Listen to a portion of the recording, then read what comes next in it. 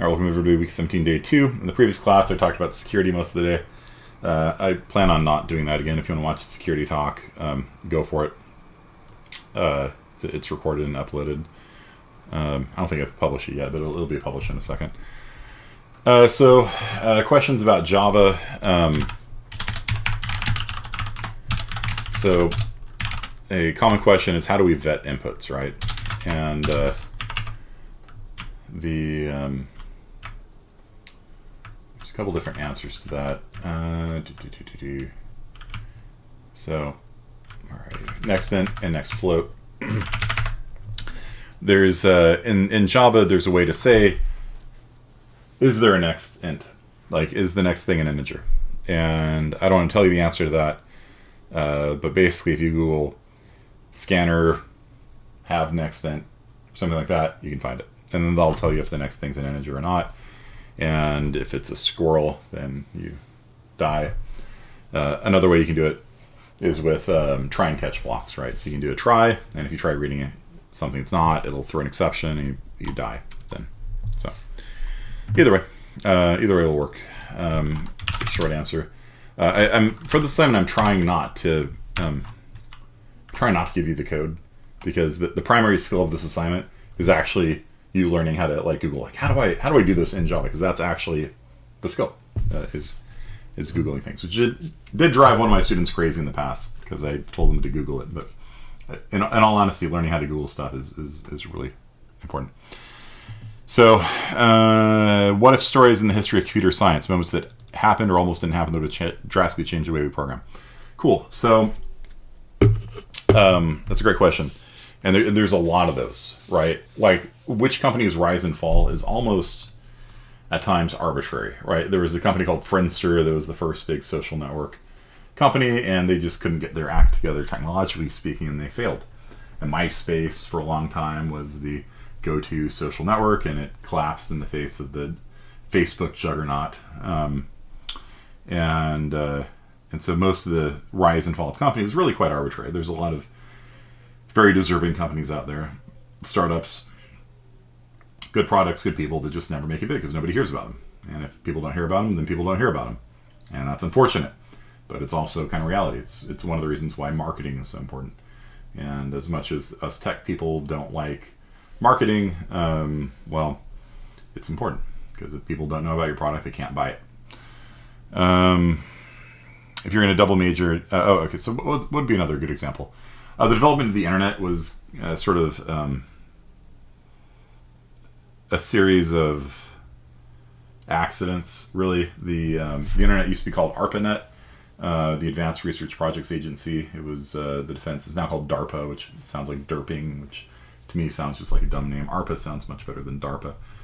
But they developed a network that could survive a nuclear attack. So basically, the idea was, if the Russians nuked our network systems, it would route around the damage. And that system was built when you would know all the people on the internet, and you could call them up and yell at them if they did something wrong. And so the underlying fundamental assumptions of the internet are wrong, at least for today's internet. We ran out of IP addresses a long time ago, because nobody expected that we would go from 100 or so hosts on the internet to 2 to the 32nd power, 4 billion hosts, right? Which is what we have now. There's a lot of things like that. We've been trying to replace IPv4 with IPv6 for 25 years now. And even still, Comcast and AT&T, which are the two internet providers here in Fresno, they don't support IPv6, or if they do, they support it poorly. Windows didn't support IPv6 for a long time, and IPv6 has been the future of internet working for 25 years now.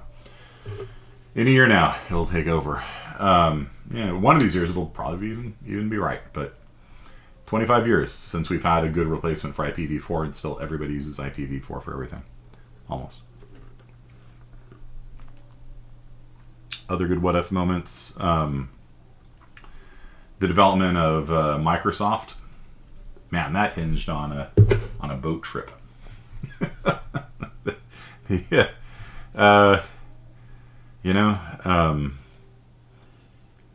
IBM used to make the personal computer, the PC. That's why these are called PCs, even though it doesn't have anything to do with IBM anymore. IBM spun off their business to Lenovo a long time ago.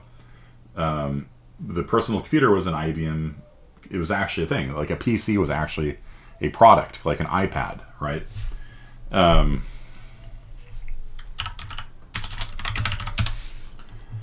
then they came out different versions of it over the years. But that's the personal computer. That's why this is called a PC. And the operating system on it wasn't Microsoft originally. The original operating system, UCSD system, by the way. Yeah, that was my alma mater, UCSD. Didn't like the fact that we were so popular, and so they spun it off. So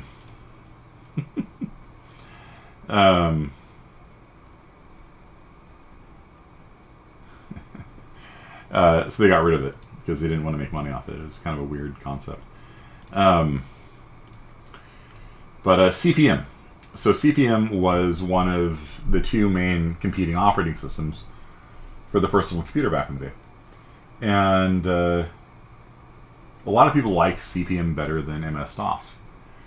And what happened was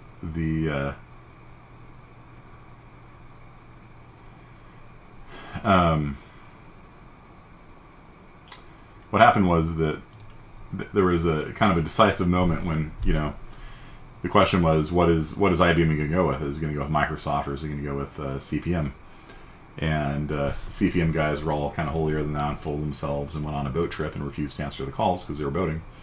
And so Bill Gates got the contract instead, and the rest is history. So Bill Gates is now a multi-billionaire, retired, philanthropist kind of guy, and whoever it is that made CP/M probably has a nice house or something. But that was a fork in the road. Whether Microsoft or whoever it was that made CP/M, like, nobody remembers them anymore. Which one of those is going to take over the world? It turned into MS-DOS turned into Windows 3.1, turned into Windows 95, and Windows 95 was still running on top of MS-DOS. It wasn't a real operating system. It was just a graphical interface to MS-DOS underneath. It wasn't until Windows XP or so, Windows 2000, I think, that they actually finally switched over to the NT kernel under the hood.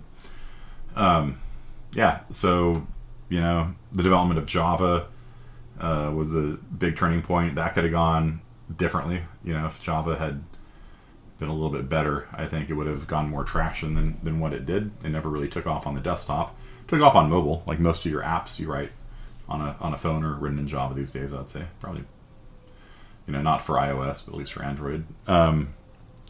Looks like your gaming PC. That's funny. Just there's a lot of moments like that. Even at the small scale, like there's a company that made it a competitor to Gorilla Glass, and Apple gave them a big contract, and then the company scaled up its factory to make the glass for all iOS devices. Then Apple canceled the contract. The company went under, and then Apple bought the company at 1/10 of the price. There's a lot of big moves and shady moves and things like that. You got to put a cancellation fee in there. You know what I mean? So, like butterfly effect, sure. Yeah. A friend of mine used to work for a company called MP3.com. MP3.com. If you guys remember MP3s, they were the audio file format of choice for music pirates for years, and his boss acquired the MP3.com domain name at the height of the internet craze in 99, 2000, 2001, and hired a bunch of people out of our department to go work for them at MP3.com, offered them millions of dollars of stock options to get them to come. Not real money, just stock options. And so they were living in a very nice house, driving very nice cars, going to Vegas every month or so, on their paper money. And then it didn't go anywhere. And by didn't go anywhere, I mean they were sued out of their existence by music companies. So the notion was MP3.com. They had several ideas, but one idea was that it would be like a cloud audio, like, I don't know, SoundCloud, or I don't know, iTunes, where you can like buy MP3s, or I don't know, Spotify, right? All this stuff. They were ahead of the game, and the music companies came along and said, nope, and sued them out of existence. And what's really interesting is that, you know, that it arguably was copyright infringement, but the idea they had was that you could take an audio CD and put it into your computer and upload it into the cloud, and then you can listen to it yourself. So you're not technically pirating music because it's your audio CD. You rip it and you put it up on the cloud, right? Like, you know, you have a right to listen to it. You bought the CD, right? Well, the music companies didn't see it that way. And the way that they implemented it was they didn't actually upload the audio. They had a copy of it on their website, and they would scan your CD and be like, oh, that's Offspring's, you know, Crash. And then it would just enable that in your SoundCloud account, basically. And so the music companies weren't getting a cut of it, right? And so that could have gone very differently, right? Like iTunes' success was because Steve Jobs arranged a deal with the music companies, right?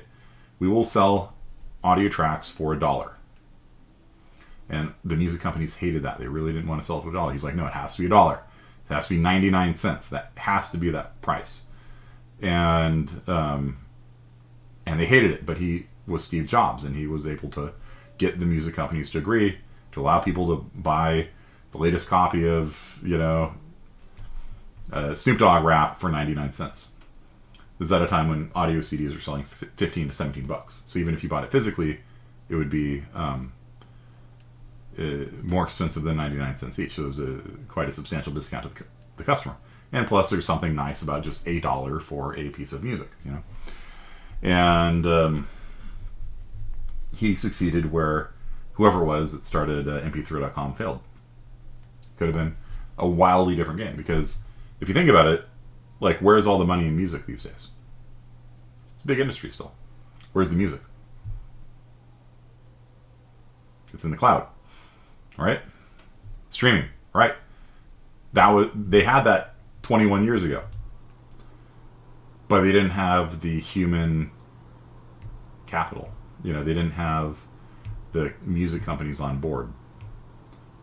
They had the technical merit, right? There's nothing, you know, in Pandora, you know, like, technically MP3.com worked fine.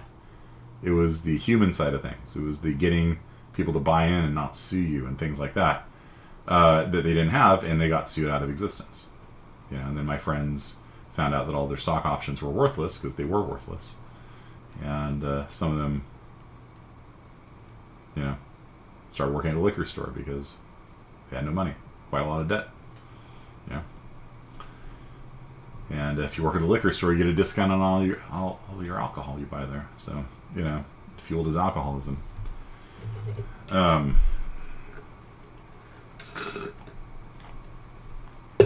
I stayed in college and got my master's degree. Never got to live in a beach house, unfortunately, except on a vacation or something. But I don't know. I think it kind of made the right decision there. It was a wild time to be a computer science major, you know. And it's pretty hot right now too. Like, the job prospects are pretty good right now for computer science majors. So, if I wanted to double major, what would complement CSI the best? Yeah, math obviously is a good one. Like Corrente said, especially if you're interested in like data science, machine learning, things like that. They're pretty math-heavy disciplines. Stats is a good thing to really know really well, in and out. Calculus doesn't really matter as much for computer science. Occasionally, differential equations comes up a lot if you do like engineering, things like that. Linear algebra is really important. It really kind of depends. Like any field you're interested in working in, Margaret, you can double major in with computer science, because computer science works with everything. It's like black clothing, right? What goes with black clothing? Everything, right? You can wear a bright red shirt and black pants, and you look fancy, you know. If you want to be a physics major with a computer science double major, that's pretty common, right? Because a lot of physics today is just computer-based, computer simulations. One of my students got hired at Berkeley, working for the physics department, in fact, because he knew computer science. He didn't know physics, but that's not as as hard to come by as computer science majors. And so, physics, computer science, great combo. If you want to do biology and computer science, there's a field called bioinformatics, where like you're trying to hunt through DNA and find sequences of DNA that are common among people that have breast cancer. And you're like, all right, we suspect, because 66% of people with breast cancer have this specific mutation of a gene. We suspect this might be causing breast cancer. And then you pull that out, stick it into mice, see if they get breast cancer. Okay. And once you identify it, then you try to come up with a antagonist or something to turn it off or to block the molecule produced by it or whatever. So that's a whole field. That's a giant field. It's a hot field too. Bachelor's in stats, a lot of overlap. In my house, every kid is getting their degree in computer science unless we figure out something else to study. There's nothing wrong. Just playing computer science will get you a job anywhere in the country right now. It's people are hiring computer science majors like crazy. So probably JavaScript. Everything runs for it. Learn TypeScript. Java is a good one. Currently, it depends on what you're doing. Wouldn't you rather have Riemann sums over networking or something useful? That's funny. Calculus isn't going to hurt you. It's probably good to know calculus and differential equations and stuff like that. But as far as like using it, I've used calculus fairly rarely. I have used it not that often. No. JavaScript if you want to do web stuff. JavaScript is the king of the house, king of the roost, king of the hill when it comes to web development. I'm not interested in web development, so I've taken classes on JavaScript, and I'm just kind of like, nah. Nah, the whole way that you have packages on top of packages on top of packages, it just feels like a house of cards ready to crash down. And Electron, yeah, that's true. Networking's fun. Networking's actually a great field to go into. I don't know why OTAL is making a barfing thing at networking. It's not easy, apparently. I don't know. It doesn't actually have to be as hard as it looks like it is, I guess. Microsoft's new plan to mine crypto using our bodies. I don't know. There is a new startup though that is that you pay for the app using crypto. Not mining, like CPU time, right? So like right now, if you get like a cut the rope game or something like that, it's paid for by the little stupid annoying interstitial ads that pop up in the middle of the game. So the idea is rather than doing ads, you download a version where in the background it's running Ethereum mining or something like that, and you pay for the app using your battery life.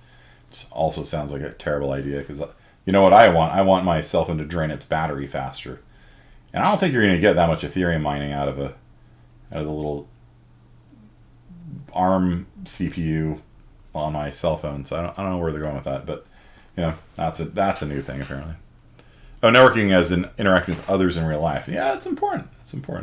You got to learn how to talk to people. You got to learn how to stand upright, look people in the eye, good tone of voice.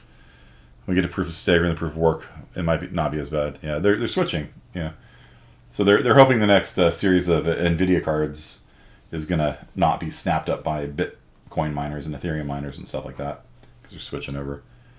It has a mode to mine Ethereum when you're idle. That's funny. Yeah, but the 40 series, the Ada Lovelace series, who my daughter is named after, is coming out next year apparently already. So for those of you waiting on a 30 series still, the 40 series is coming. All right. What else? What languages to learn? C++. One of the reasons why I teach C++ is that C++ is very similar to C, Java, C Sharp. So between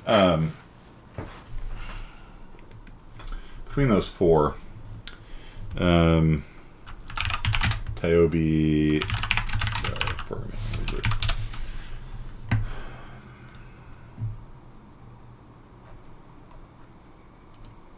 Go away, PHP. Python's number one now. Look at you. C, Java, C++, C Sharp. Yeah, so by learning C++, and I think you're seeing how easy it is to learn Java in the meantime, you pick up a big chunk of, the jobs out there. JavaScript and Python, Visual Basic, just steer clear of it. Assembly language is still number 8. That's amazing to me. That is amazing to me. It's bigger than SQL and PHP. That is incredible. I do teach assembly language in 45. And then R is using a lot of data science stuff. Fortran, MATLAB are still around. Yeah. So, yeah. I would just look at the Tyobe list and just pick a language on that. Go's probably on here somewhere. Yeah, there's Go at 1%. The reality of the situation is, like, once you know how to program, picking up a new programming language, it's easy. It's really not hard. When I applied to go to school at MIT, that was a question I asked the interviewer there. I was like, what languages do you guys use at MIT? Because I'd like to, start practicing. And she's like, it doesn't matter. I'm like, what? She's like, it doesn't matter. I'm like, but what do you use? She's like, it doesn't matter. Just learn any. It's all the same. So, is Go the newest language? Yeah. Ruby has fallen a lot in recent years, too. I think, yeah, maybe Swift. Was that on there, too? Yeah. So, but I didn't understand at the time. At the time, I was just kind of frustrated. I'm like, lady, just tell me what you guys program in. I want to practice it. And but now I'm like, yep, it actually doesn't matter. Like, there's differences between the different languages, and the differences are important. But at the same time, what's really important is that habit of mind you develop. You write a program, it doesn't work. Now what? What approach do you take towards finding what's wrong and solving it, right? That's what matters. Okay. And some languages are annoying. If you program in old school C++, doing strings in old school C++, it's super annoying. Yeah, that's true. Like, they're not. I'm not saying they're all the same. I'm just saying it doesn't matter. What would be required for an internship at a tech company? Depends on the company. Most companies focus on they'll say we're a C# shop. Okay, and so it doesn't mean they only program in C#. Most companies have some sort of Frankenstein tool that has been around since the 1980s. That is a Visual Basic script wrapped around a shell script, wrapped around some assembly program nobody understands, and nobody can touch it or fix it, but all you can do is emulate it. Creepy how her eyes blink. Yeah, her eyes blink. That's really creepy. Do you recognize it? Demon Slayer. Demon Slayer, very good girl. How come Demon Slayer's everybody's watching it now? I don't know. It's just very popular. Some of my students did. Probably Demon Slayer was the number one cosplay in Halloween this year. So, if you wanted to practice for an internship at a tech company, knowing C++ isn't going to be wrong. But Python, is my take on that. Like, if you just want to pick something up, Python's really easy to pick up. So, but yeah, more I would just try to work on some projects and things like that. Do an internship. All right. Any other questions? Python's almost like English. Yeah, it's really easy to read and stuff like that. Bell was close to doing physics because you like physics. Yeah, if you want to do web stuff, JavaScript is obviously the answer. It just really depends. SQL, everybody wants SQL programmers. Forget about an internship. You can just get a job. Don't worry about the internship. If you learn SQL, you can just, get employed if you want. Some of the local tech employers here, JavaScript based and SQL based. So yeah, no, I'm not going to do brain fuck. Sorry, that's the actual name of the programming language. Cool. I'm not swearing. So yeah, that'll just hurt people's brains too much. Okay, so Portnoy, you want to know about GUIs and TUIs and things like that? Like how do you do that? I remember that from Monday, I think.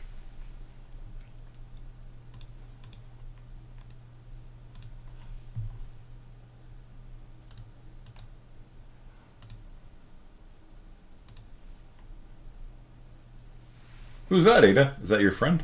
No. You should invite him inside. No. Why not? He's crazy. Look at him. He's so sad out there in the rain. You should invite him inside. I mean, yeah, he does kind of look sad. But how come he's crazy? Is there a way to not use Epic or Unreal? Yeah, of course. So there are lots of ways of doing GUI stuff in and TUI stuff in C++. So my colors library can be used to do simple, TUI type stuff, text user interface stuff. You can move the cursor around and write characters. Move the cursor here, write a character, and you can draw whatever you want using programs. Ncurses has support for windows, and you can pop up a window and with lines and all this kind of stuff. Ncurses is fun to learn. Let's see if I can find a tutorial on Ncurses.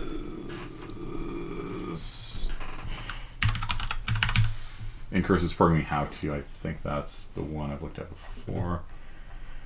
No, well, yeah, I've used this one before, but that's not the one I was thinking of. But yeah, if you want to make a window in Ncurses, all right, bro. All right. It's all C, so it's all pointers. So you have a window pointer. I'm all fuzzy now. Okay. So you have a window pointer. It's just not focusing on me now. But you can use create win, destroy win to make windows, and they'll pop up on the screen, and you can choose the height and the width and the X and Y location they appear at. You can pop up a window over the other ones, and Ncurses is pretty cool. My thing is just a very lightweight alternative to it. It doesn't have things like that. You just literally just move the cursor to a point and draw a character. And so if you want to draw lines, you can draw lines. You make your own window if you want. Dwarf Fortress, yeah, it looks like Ncurses, but I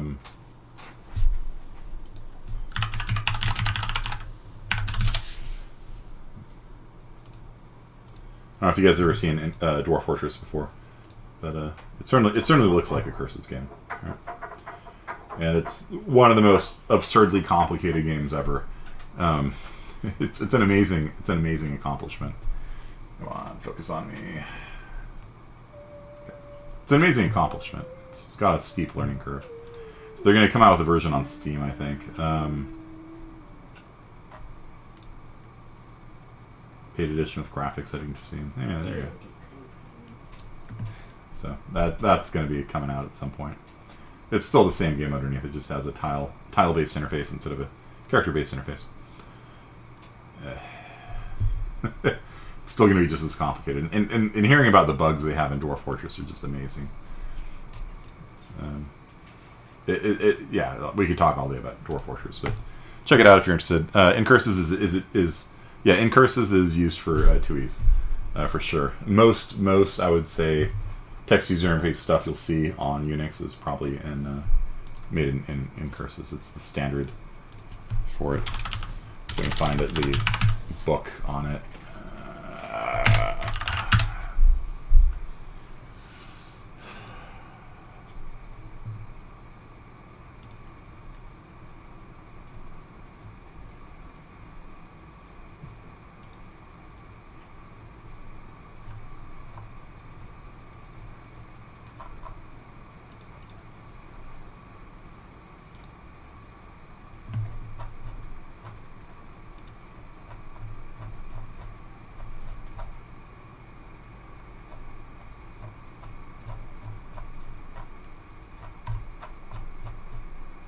So it does colors and things like that. Ncurses doesn't support 16.8 million colors like mine does. So that's something I can do that they don't. But yeah, they do a lot of like GDB. Get it out. TUI. TUI enable. Yeah. So here's a text user interface.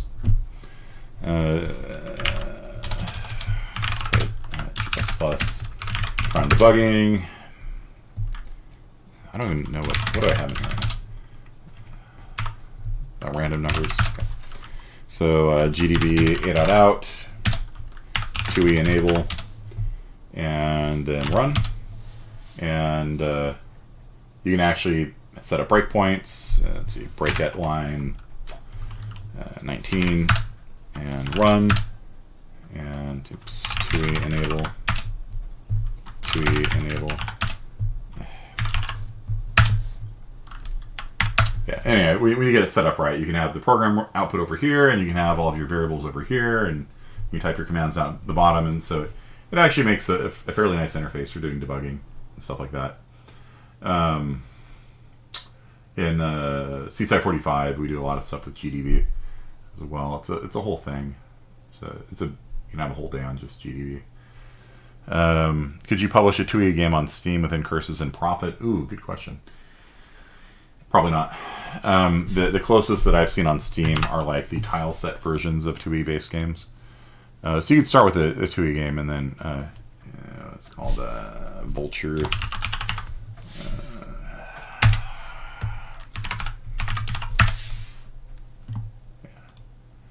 So this is a text based game called NetHack, and they have a tile set just basically on top of the text based interface.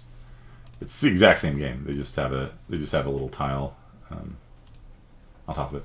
And so NetHack is, of course, one of the greatest games of all time. And there's also Slash'em. Yeah, there you go. There's a Slash'em interface.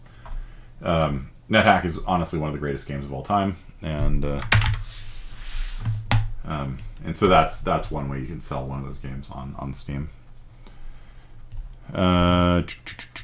So as far as doing GUI stuff, there's a lot of options for that. Qt is, yeah, there you go. So Qt is the go-to answer that people give. Like, how do I make a window and a button and things like that? Qt is the answer. Only trouble with Qt is that it's not free, right? It's free for what you want to do, but it's not free overall, right? So $300 a month. Right. So free educational plans, yeah. Available for educational institutions with non-commercial development projects, student licenses. Okay. Yeah, no thanks. So, unfortunately, there is no standard library GUI in C++. There is for Java. There is not for C++. And they just rely upon third parties to implement GUIs. Trouble is that you end up with a situation like this where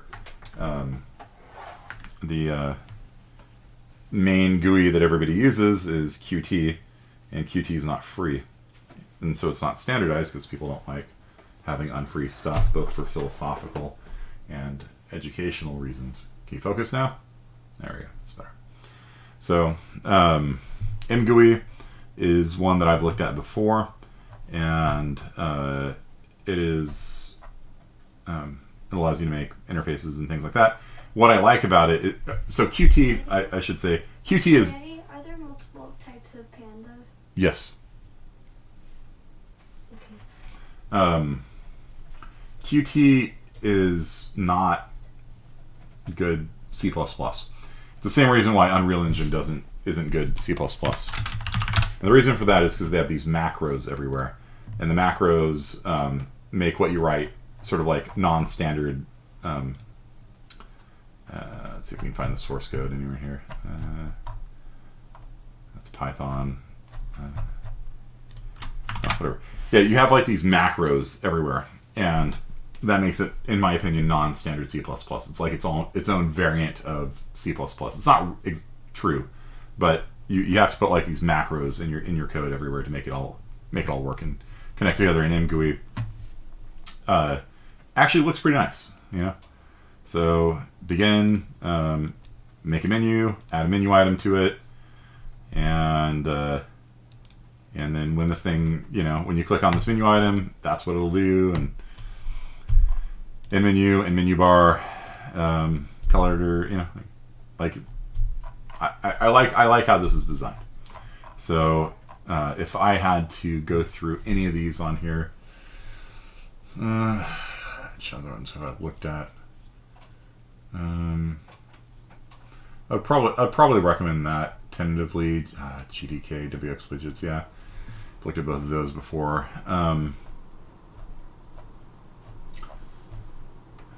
SFML, SDL I've used before. I'll just go ahead and just recommend this to you for now, tentatively. Okay. So,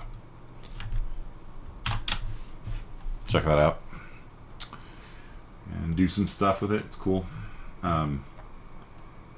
So as far as game development stuff goes, there's something called SDL, and last update 2014, fantastic. A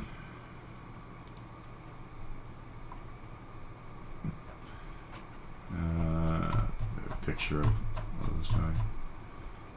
So you can have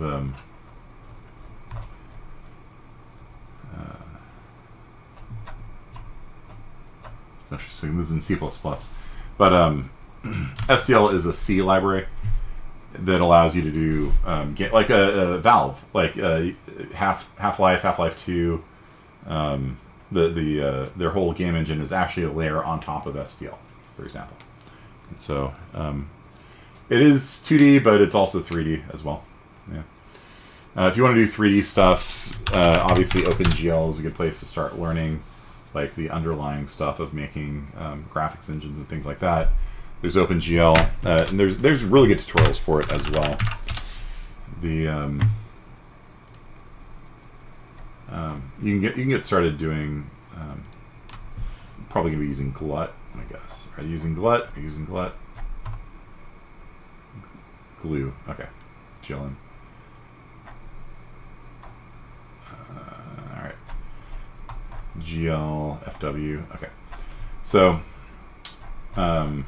Yeah, and so OpenGL stuff can be used to make windows and do stuff like that as well.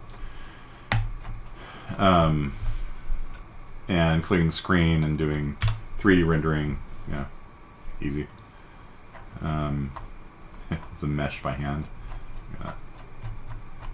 And then you can draw things, and the tutorials for it are really good. So if you're into 3D stuff, and there's various helper libraries like Glut and stuff like that that'll make windows and things for you. That's a really easy way to get going on making a 3D game and stuff like that.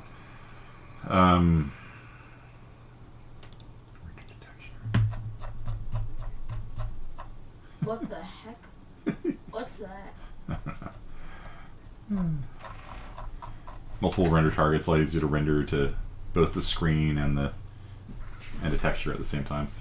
So OpenGL is really good to learn. I took a whole class in OpenGL on it, and OpenGL is like how you make 3D games. It's one of the ways you can make 3D games. And so something like Unreal Engine sits on top of OpenGL, right? So what's OpenGL? OpenGL is how you have your computer. Do something in Unreal Engine. You want to do something in Unreal Engine? Yes. Okay.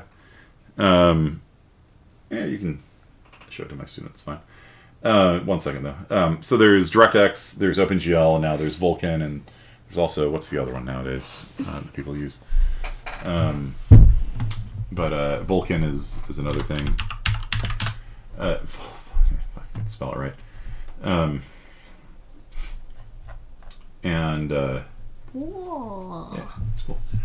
But like Unreal Engine sits on top of that, so I recommend if you want to do gaming, just learn OpenGL. Is my recommendation. How big are whales? How big are whales? Yes, the blue whale. Blue whales are the biggest living creature on the planet. They're 9 million miles long. Dirty. 100 feet long. How long is that? How long is 100 feet? Yes. 100 feet. Yeah, but like how long is it comparing to items? Currently, I want to get my foot in the door, and I see all these opportunities in the jobs channel. Do I have any chance of them? Just knowing C++ for loops. Normally, I'd recommend going after a job after you've taken 41, because kind of together between 40 and 41, you learn how to program. Then after that, you're really suitable for a junior dev position. If not all of the opportunities on the jobs channel are dev positions, though. Some of them just require you to have a functioning brain. So the worst you can do is apply and not get it. You're no worse off than before. Let's put it that way. Let's see. So let's fire up Unreal Engine, and so you can actually do GUI stuff in Unreal Engine. That's also a thing. Unreal. So Unreal. you don't even have to use it for games, right? Like New Babylon. Unreal Engine is used for like. Did you buy the monthly free item? I got monthly free items. Yes.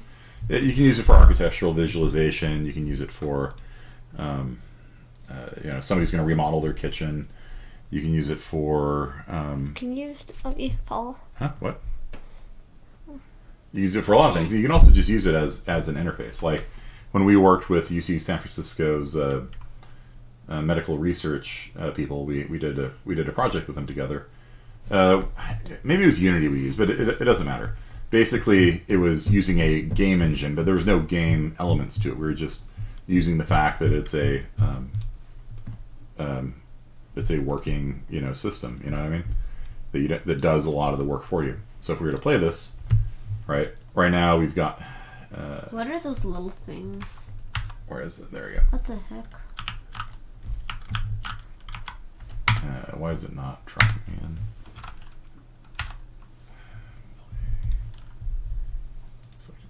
There we go. What are those weird little things? Those are weird. Die! Why aren't you dying? There we go. Jeez. What the? I modeled those myself. Can't you tell? Wait. Lock on cats. Lock on. There we go. Launch cat wave. Those are cats? Yeah, you don't hear meowing? I know, but like they don't look like cats. What do you mean they're all... I modeled them myself, Ada. Those How don't can look like you... cats. How do you mean... It's got it. Look at that. Look at that thing. How can you say that's not a cat? It's got a head. It's got a body. It doesn't have a tail. You could make it a Pusheen by adding ears. And I meowed. That's my meowing. And then if you lock on to these guys, then the cats will come flying in and track the target. Evil snowman. Yeah. What happened? Wait, can I please? Destruction. Did you buy the destruction? Yeah, it's part of the thing. We got doors that open up. Open sesame. These guys are gonna come after me. Maybe. I think you have to come after them. Yeah. How come you died? I don't think they can pathfind through the door. Yeah. Anyhow, so yeah, I think the nav mesh doesn't go through. Anyhow, so no. So we're talking to my CSI 40 students. Yeah, see, they said it's a perfect representation of a cat. It's got a head and everything, girl. What are you talking about? Here's a monster I made. Like, all these people say I have no art skills. Look at this. Look at how spooky that monster is. It's got a head. It looks more like an Among Us character. See if it's good enough for Among Us. It's good enough for my daughter. All right. Here's the kitty. Look at this. It's got an eye. Look at that. Look. Cats have eyes, right? But it's not just an eye. It's an actual face of a cat. Come on every face of it. Look, it's a cat. How did you disrespect my cat? It's clearly a cat. The creeper is supposed to be a pig. That's hilarious. What? The Minecraft creeper is supposed to be a pig. That's too funny. All right. I'll add a tail. That's why you can't see this as a You cat. have to add ears. I have to add ears? Yeah. Okay. Like. Alright, so let's add a component. Let's add a cube. Alright, this cube's pretty big, so let's shrink the cube down to size. Zoop. Maybe stop moving. Stop moving. Stop moving. You're causing it to jiggle around. There we go. You need to. There, it's got ears now. No. What? What's wrong with that? You're Oh, yeah.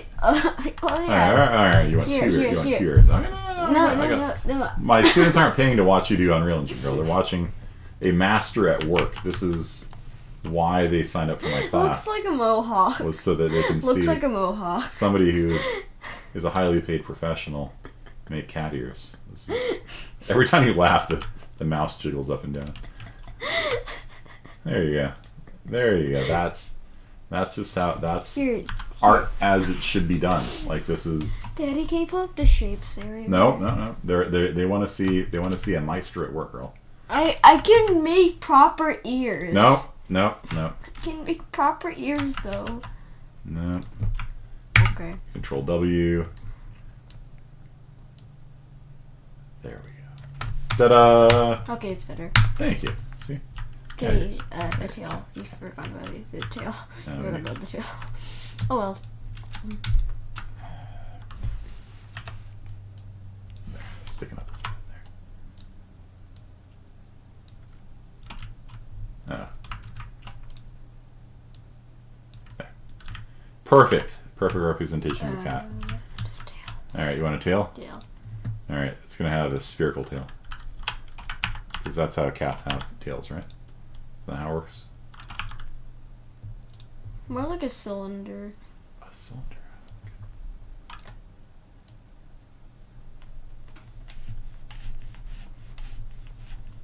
Looks like a cheese wheel. Looks like a cheese. What is this, Skyrim? It looks like a cheese. There we go. What do you think? Is that good? Yes. Just like that. Yes. That's good? All right. Yes, I want to see it like that. Well, we need to give it a material. So why don't we just put like a cat face on the tail? Is this good? Yeah. Yeah. How about a shiny pink? No, the head of the cat. You like cat horror? Okay, all right. It's a little bit too big. Let's pull this down a little bit. No. No? No, it was perfectly fine. No, There. have it. Now it's a tail. No, it looks like more like a raccoon. Like a raccoon. All right, let's try this. Let's try this out. All right. Play the game. Uh-oh, the tail's not moving with it. Get a detachable tail. Yeah, this is a problem. It's a problem. All these tails are blocking. Oh, can I hit it? Here, hit it. Come on, Sock Goblin, hit it. He can. Yeah, no, they take damage when they run into the tails. This is a new advanced weapon. Look at this. Watch, I can lure them through that and they'll die. Yeah, you see that? Watch. It's a trap. Look at this. Oh, I died. Ah, dang it. How come you died? They killed me. They knifed me to death. Yeah, so there's the nav mesh, which I can fix. So this is game development. Where's the water? Where's the water? Oh, it's right there. Water's over there. Why is it a walking barrel? That's the exploding barrel. Yeah, you gotta stay away from that. It'll explode on you. Oh no! I died. Hang on. I keep making cat. Walk on. Come on. Walk on. Ah, no, barrel got me. We're still alive. Come on, hit him. There we go. Let's get a lock. All bets are off.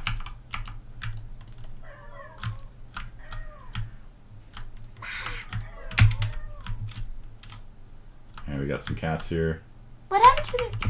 How about there... We got some water down here.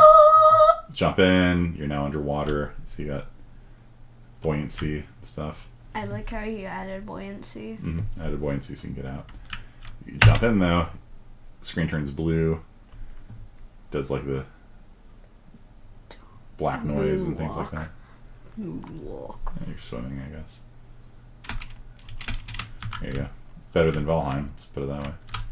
Some nice fog. Look at this. None of my students are complaining about my fog. Look at this.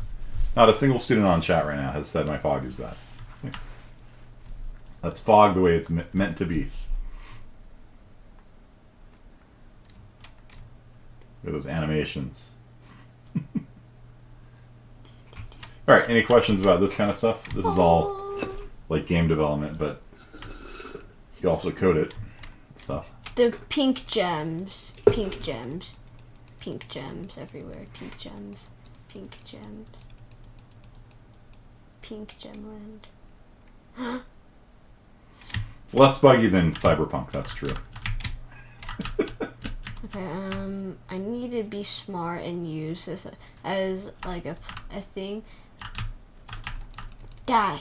Die. Die. Die. You have to right click. There. I think the confetti bombs don't damage the sock elements. That's my meowing to you. Oh, you're clicking on the video window. Okay. Okay, alright. Alright, Ada, they're in class right now. This is a very serious college class. I can't even enter because of a tail. Alright. Oh, you blew up the treasure chest, girl. Oh. Alright. Okay, that's enough. I blew up the treasure chest. Alright, go. So to answer your question, important off about doing GUIs in something like this, What's that? I don't know, I was like roughing out like a map or something. Just like it's called a white box or a gray box thing where you kind of put the big shapes in to sort of design something. So you can do GUI stuff in Unreal Engine, and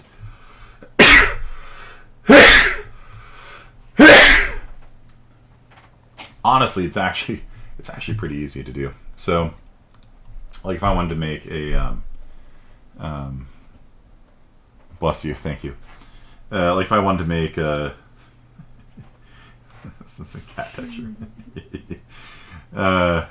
Where did you get the photo of the cat? I just found a photo and just imported it and turned it into a material. Like let's say that I wanted to make it so that I could I don't know, click on a button or something and have something happen, right? How would I Daddy, do that? Look at the... Yeah.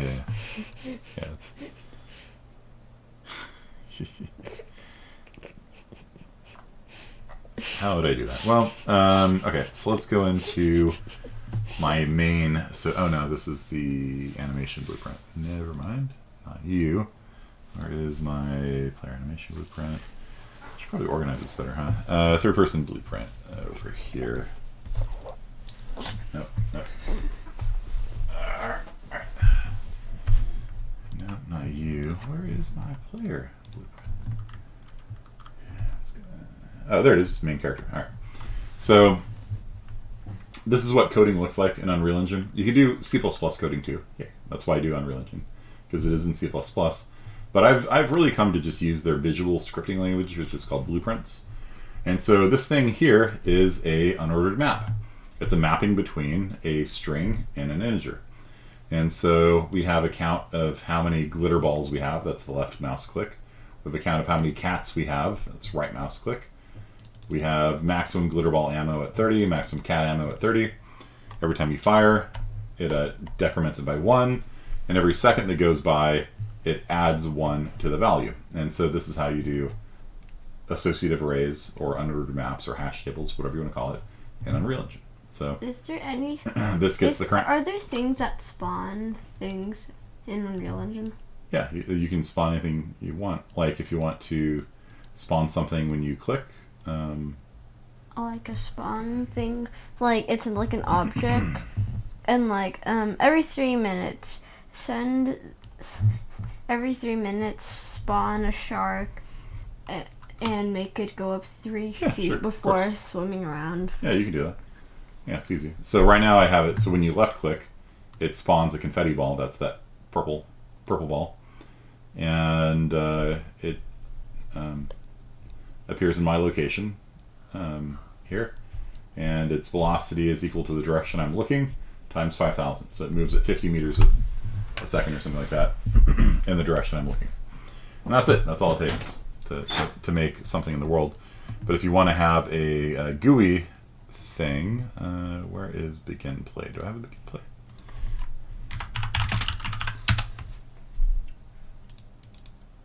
There we are. All right. Ah, there it is. There it is. Okay, so I've already set up a HUD, a heads-up display.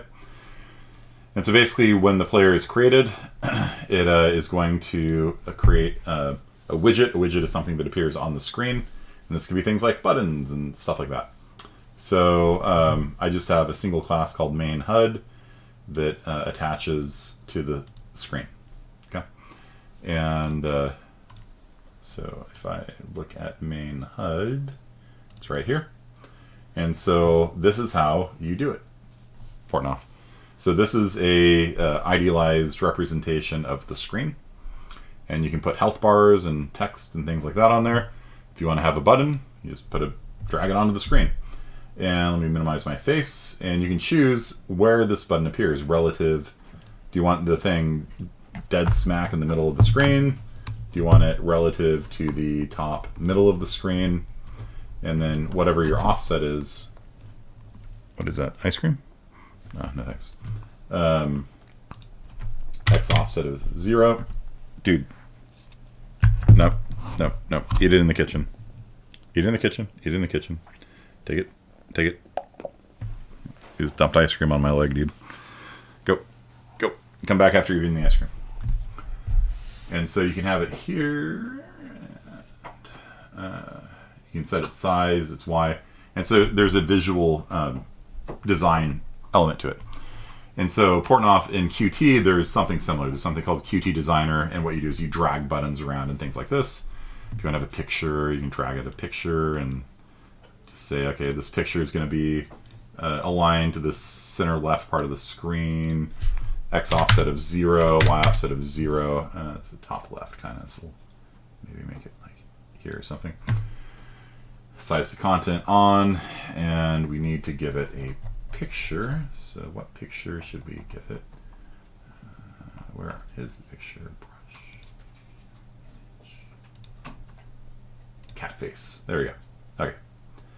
So I just put catness. No, cat face. All right. So I save this, and then when I run the game, there's now cat face.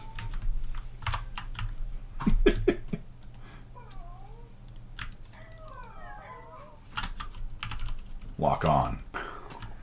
Lock on. Okay. So I just have a floating cat in front of my my screen. You see the button is up there. In the top center of the screen too, right? There's the button right there. If I click on it, right, nothing happens. So if you wanted to do a, let's make this a little smaller.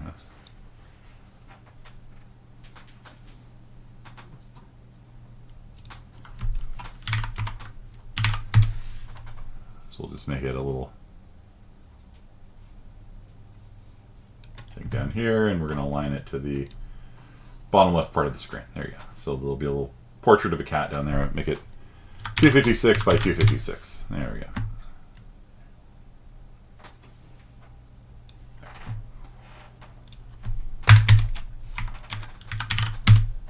There.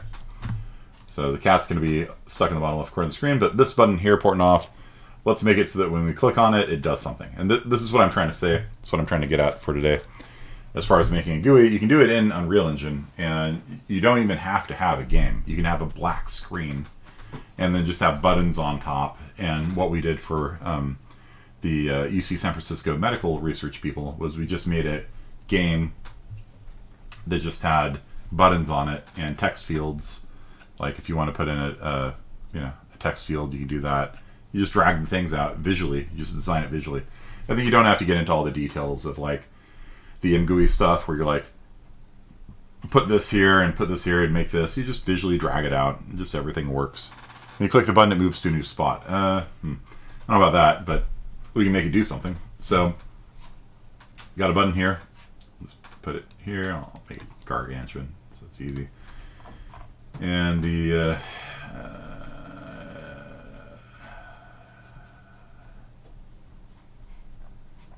event on click. We just click that giant green button there. What do we want to have happen when it clicks? What do you think, Portnoy? You want it to move?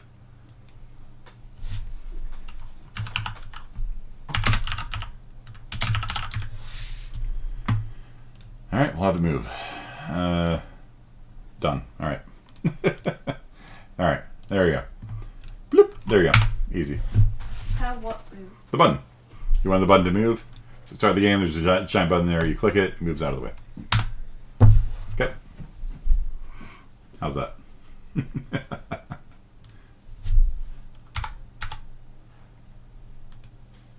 don't know why the cat moves too. I wonder if the cat's like parented to it or something. Go back to the designer. Strange. Why are you moving when you move? It's a bit odd.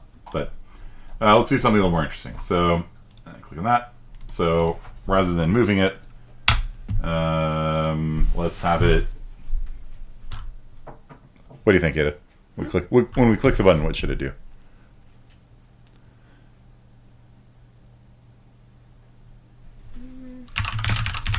Explode anything? Oh yeah, explode something. Yeah, that's.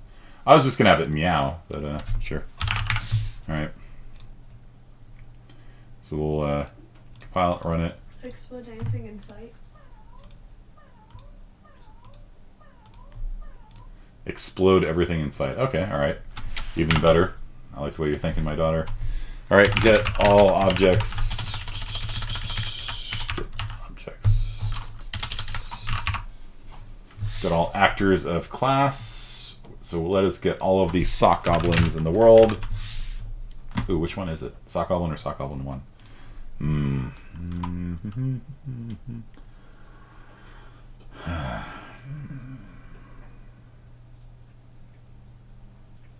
Sock goblin. All right. So we're gonna get all sock goblins, and that returns an array of everybody in the world. And we are going to do a for loop. So we're going to say for every goblin in the world. This is a for each loop, right? Like the range-based for loops we do. You know, we do the for every x in vector. This is the same thing. For every goblin in the world, what are we going to do? We're going to kill it. Okay. So we're going to say remove. Let's see, destroy actor. Destroy actor. So we're going to blow it up. And then we will also play a sound at the location. So the place where they died, we're going to have them scream. Okay. And get location.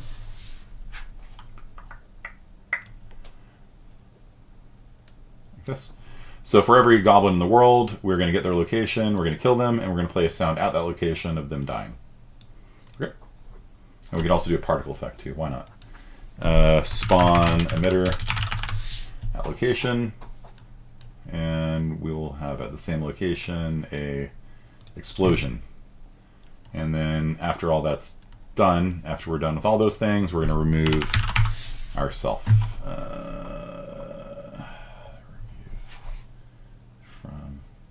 Parent self. Let's try that.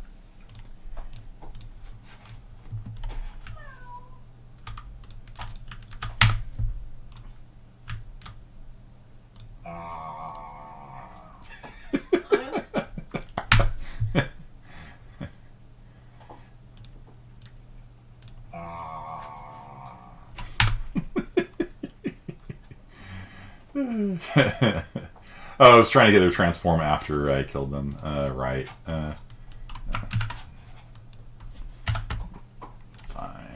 you raise a good point. We should only destroy them after.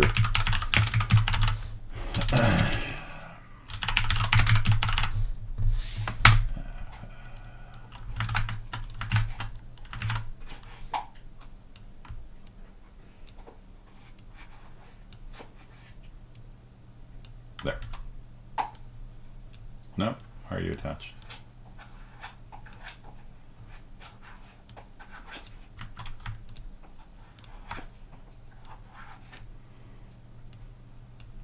So the white lines there is the flow of control. So. Ready? Mm-hmm. I'm good. You're on.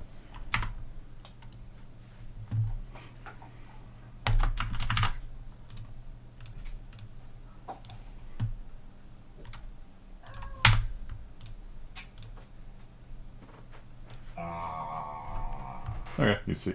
So the guy exploded, the button removes itself. Okay, so that's how easy it is to do stuff with this. There's a bit of a learning curve, but ultimately, at the end of the day, you can make a user interface. And again, you don't need a game. Like the game, like you saw, the game was just running in the background. You just have a black screen, or you can have like a splash screen or something. You can just have the cat, you know. The cat behind everything. You know, whatever. And then you can just have like a little, you know, clickable. And this works on. Make the sky a. Can you make the sky be a giant cat looming over you? I could, yeah. Yeah, do it. No, where I go. Yes, you should do it. You should do it. So when you hit the button, it turns the sky into a cat. Yes. It's all right. It's all right. And when you hit it again, it turns off. It turns back. Yeah, but you see that? Like you can have visual elements, buttons, labels. There's actually quite a lot of things that are. These are the main ones. Sliders. You can have a little slider that goes up and down. You know, all your typical GUI elements. You can just do in Unreal Engine, and it's simple as like, all right, what code should it run? You just scroll down. When it's on clicked, you do this. When it's on pressed, you do this. When you move your mouse over it, it does this. You know, change the label to click me or something. What do you think? Pretty easy? Pretty straightforward? Can you turn the sky into a cat now, please? Let's put this at the very top of there. Yeah? Seems easy? It is easy. Cat.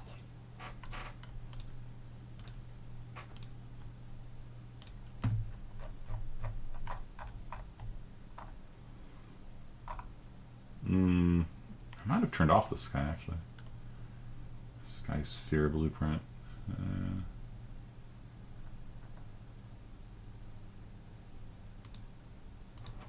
Yeah, I don't think I actually have a picture up there.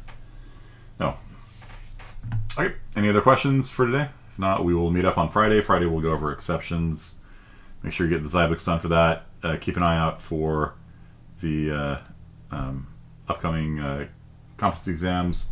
We'll just run those out through the end of the semester, and that's basically it. So Java rainfall is due on Monday, I think, and then other than that, just keep an eye on the competency exams and do them. Should be good to go. If you have any further questions, I'll answer them on Friday. Okay. All right. Thanks a lot, you guys. I'll see you on Friday. Peace out.